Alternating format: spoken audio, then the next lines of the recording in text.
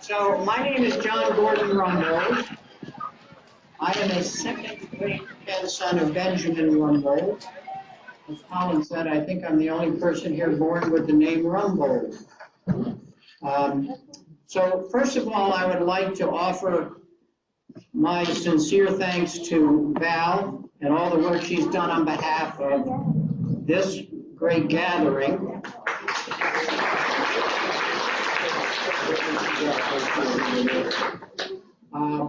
But more importantly, for her boundless energy and expertise in genealogy, and for sharing it with me, and I'm sure with a lot of you people as well.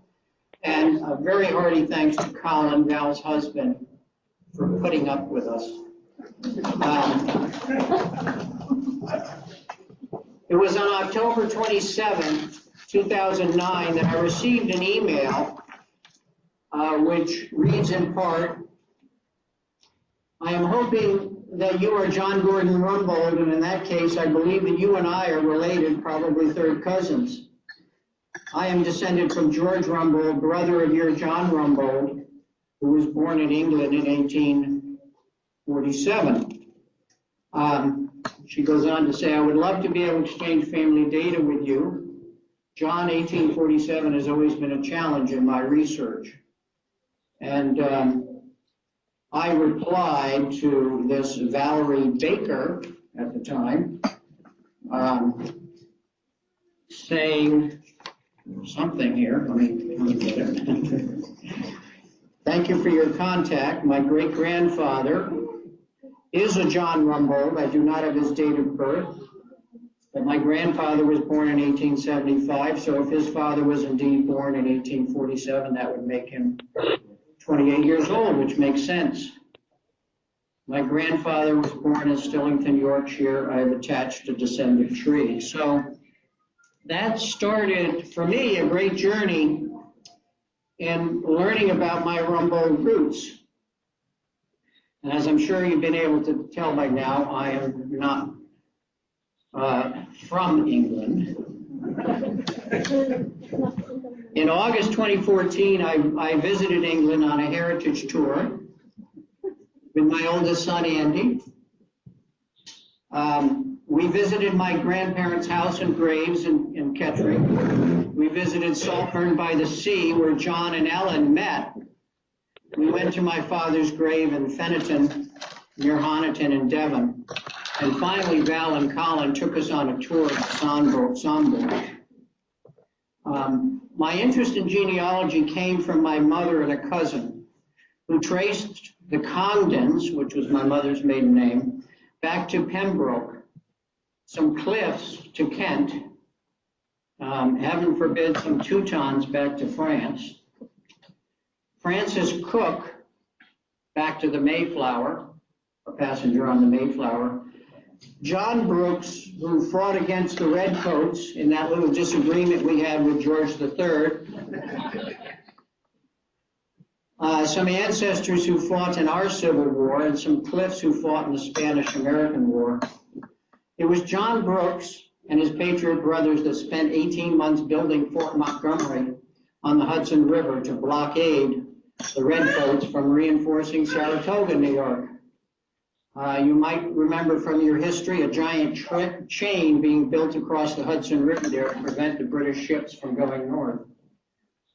So after 18 months of building this Fort Montgomery, on 6 October 1777, the Redcoats attacked Fort Montgomery and captured it in one day. Good for them.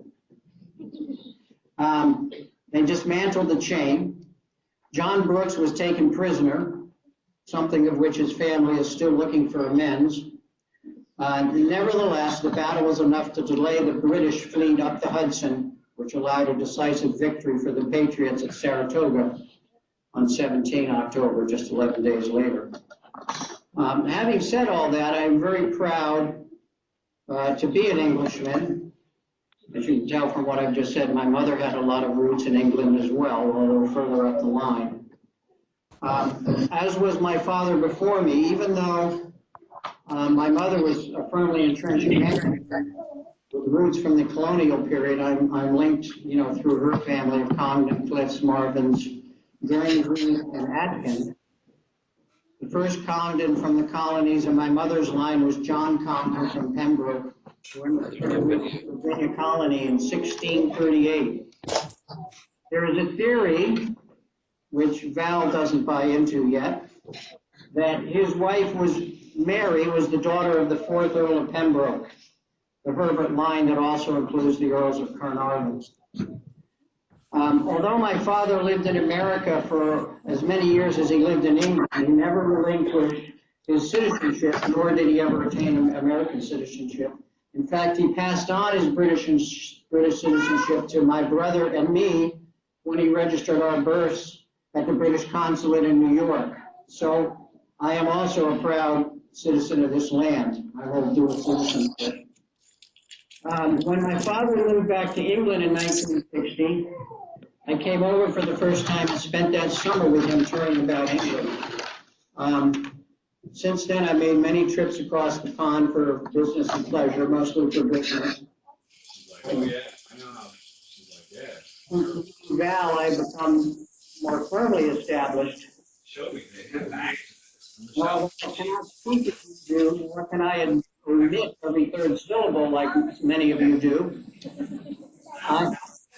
I am pleased, very pleased to be attached to this happy land and hope that I'll be welcome back many years to come. So let me wrap up by telling you how significant I think genealogy is for teaching us important lessons about how to live a purposeful life. Through the discovery of our ancestors, we occasionally find documents that inspire us. The obituary of Benjamin, which is in your little brochure, tells of a humble, hardworking man who enjoyed life and treated those in his sphere with dignity and respect. Excuse me. The obituary of my grandfather, which is back on the rear table there, his name was Joseph Benjamin Starro Rumbold, and everyone called him Starro. And you'll have to excuse the little noise in the background. My daughter is watching from Texas, and she's at a swim meet for my grandson Joel. That's not me. I was muted. Well, you're not muted now. So the obituary of my grandfather, Starro Rumbold, tells of a similar character who is admired by his colleagues for his hard work and high integrity. My mother is another example that can inspire. She was abused and without a family while growing up, but she never used that as an excuse. And she lived a life of great intellect, inclusiveness, and kindness as well. So I'm sure there's many other inspiring ancestors out there.